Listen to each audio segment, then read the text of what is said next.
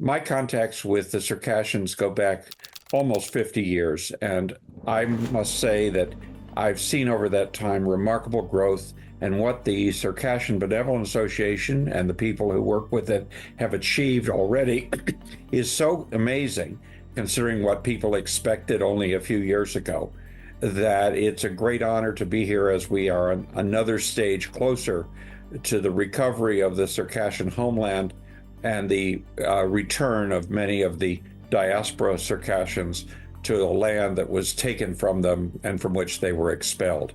I'm very optimistic because what we are watching is the collapse of the identity that has been the basis of holding the Russian Empire together. I don't think people have paid enough attention to the fact that when the Ukrainian forces moved into Kursk Oblast, you did not have what you would have had in every other country on earth, an explosion of popular demands that the government do something about it, that it mobilize everything, that it do what was ever necessary to expel a foreign invader on the territory of Russia. That didn't happen.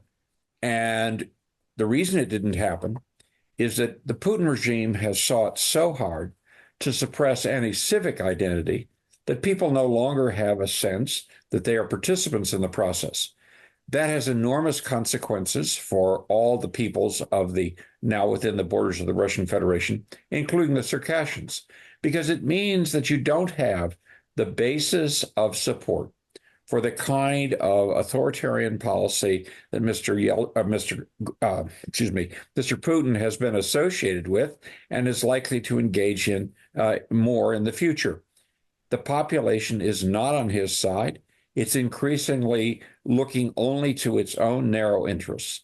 And that gives groups like the Circassians a chance to move forward. Circassians are in a particularly good position for at least three reasons. First, as is often forgotten, the Circassians have the largest diaspora population of any people whose main center is within the territory of the current borders of the Russian Federation. The diaspora plays a key role, just as the Baltic diasporas did for the recovery of the independence of Estonia, Latvia, and Lithuania. The Circassian diaspora is playing an equally great role in the recovery of independence for Circassians. Second, the Circassians have done something which a lot of groups don't do. They have always worked hard to cooperate with others in their region, with the various peoples of the North Caucasus in particular, but with the Ukrainians, with other nations who are struggling against Muscovite imperialism. That's important because the people who are going to come out from the looming demise of the Russian Federation best are going to be those who've established good relations with all kinds of people.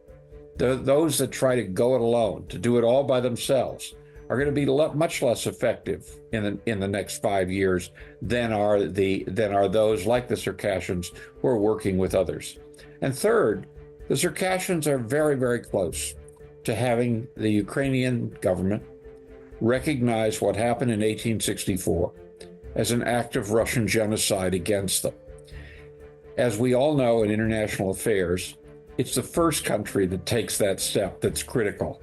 Once one country does it, other countries will feel far more willing, they'll be far more willing to follow. So I believe that within the next few months, the Ukrainian Verkhovna Rada, the parliament, will vote to recognize 1864 as the genocide it was, and that will open the gates to other countries following suit. As that happens, Moscow will find itself ever more on the defensive. And with what I see as the weakening of the Russian center, we can look forward sometime in the next few years, I'm not saying next few months, but next few years, to the recovery of what Circassians have kept their hopes alive for the last century and a half. That is a recovered Circassian state where the homeland belongs in the North Caucasus.